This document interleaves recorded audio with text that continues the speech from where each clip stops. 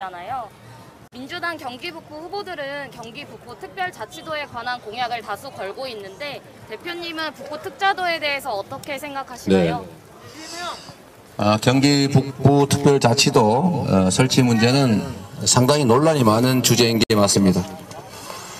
제가 경기도 지사로 재임 중에도 경기 북도 분도를 주장하는 분도 계셨고 쟁점이 되기도 했습니다.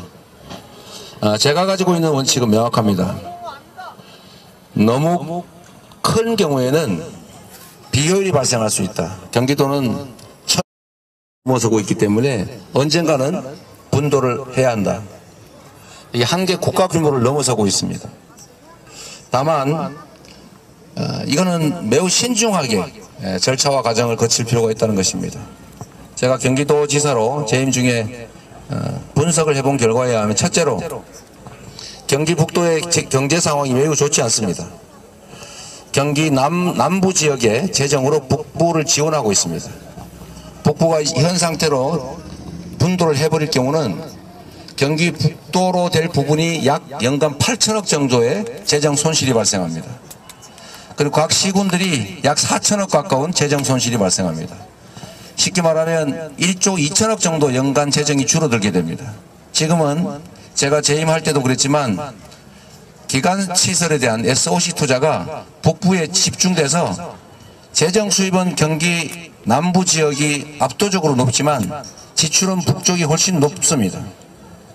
그런데 지금 현재 상태로 재정에 대한 대책 없이 분도를 즉시 시행하면 여러분은 강원 서도로 전락할 가능성이 매우 높습니다. 이 문제를 재정적인 문제, 그 다음에 산업 기반을 충분히 갖추지 않은 상태에서 그냥 분도하는 것은 공무원들 일자리 늘리고 정치인들 자리는 늘릴지 몰라도 우리 경기 북도 주민들에게는 손실이다. 그 점은 분명합니다. 다만 장기적으로는 그런 분도에 필요한 재정적인 또는 산업 경제적 기반을 충실히 갖춘 후에 하는 것이 맞겠다. 이게 제 생각입니다. 또 한 가지 있습니다. 경기 북도가 분도가 되면 무슨 규제가 해제될 것이다 이런 소리 하는 분들 계시던데 그건 사실이 아닙니다. 이거는 도가 경기도로 묶여있기 때문에 규제를 받는 것이 아니라 국가 수도권 규제라고 하는 필요성 때문에 또 군사분계선에 접해 있다는 것 때문에 생기는 규제여서 이걸 남북을 쪼갠다고 해서 해결되는 문제는 아닙니다. 다만 북도는 어려운 지역이기 때문에 분도 여부와 관계없이 과도한 규제, 수도권 규제도 완화해야 되고 군사 규제도 완화해야 되는 건 맞는데 이게 분도 문제와는 관련성이 있는 얘기가 아니라 이것도 분명하게 말씀드립니다. 정리하면 경기도의 규제 문제를 해결하기 위해서 분도가 되어야 된다. 이건 논리적이지 않다. 두 번째, 분도는 해야 되는데 필요한 기반 시설과 또 충분한 산업 경제 기반, 재정적 취약성을 해결한 다음에 순차적으로 해 나가야 된다. 이게 제 생각입니다. 네, 그 다음 질문 부탁드립니다. 대표님 어제 그 양안 관계 말씀하신 것 때문에 오늘 국민의힘에서 대표님 막 불종적인 자세를 보인 거다 이런 식으로 비판하고 있던데 이에 대해서 어떻게 생각하시나요? 여러분 지금 외교가 잘하고 있습니까? 자중해 주시기 바랍니다. 지금 외교는 대한민국 외교는 지금 질문은 그겁니다. 중국과의 관계에서 너무 저자세 아니냐 그런 취지의 지금 집권 여당 측 국민의힘 측 지적이 있었다. 뭐 이런 취지에 대한 비판이 있는데 어떻게 생각하냐 그런 질문이시죠? 네. 자 여러분 아니 우리 언론 여러분 외교는 가장 섬세하게 가장 예민하게 그리고 가장 국익 중심으로 판단하고 결정하고 집행해야 됩니다. 그렇지 않습니까? 외교는 우리 국민에게 이익이 되느냐 국가에 이익이 되냐 안 되냐가 최고의 기준입니다. 다른 나라에 득이 되느냐 이건 전혀 중요치 않습니다. 가장 좋은 것은 다른 나라에도 득이 되고 우리에게도 득이 되고 똑같은 조건이라면 우리에게 더 득이 되게 하는 것을 찾는 것이 바로 외교입니다. 그런데 지금 외교는 대한민국 외교는 강경 일변도 또는 국익 중심이 아니라 타국 중심의 외교를 하고 있는 것입니다. 양안 문제를 얘기하는데 지금 중국은 우리의 가장 큰 경제 상대 국가이자 가장 크게 무역 흑자를 내는 제일 큰 우리 경제 협력 국가입니다. 그렇지 않습니까?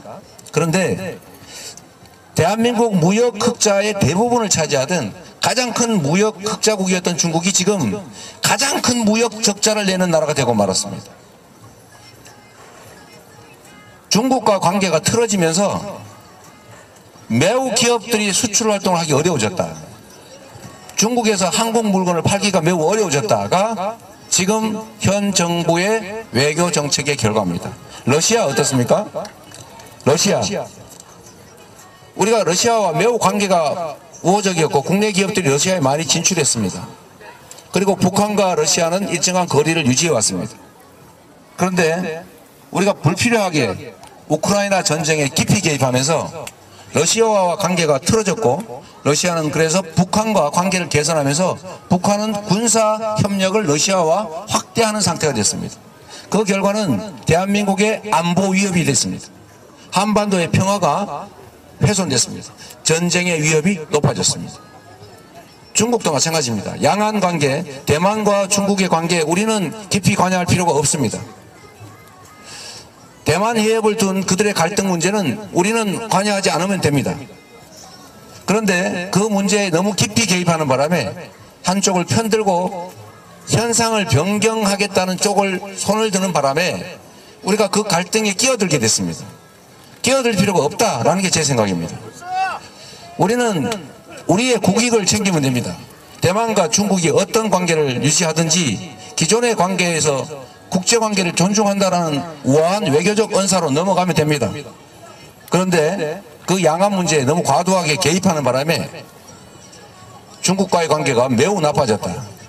불필요하게 적대화됐다. 그것이 결국 경제적 위협을 불러왔다. 그리고 한반도의 평화의 위기를 불러왔다. 한반도의 긴장을 높였다.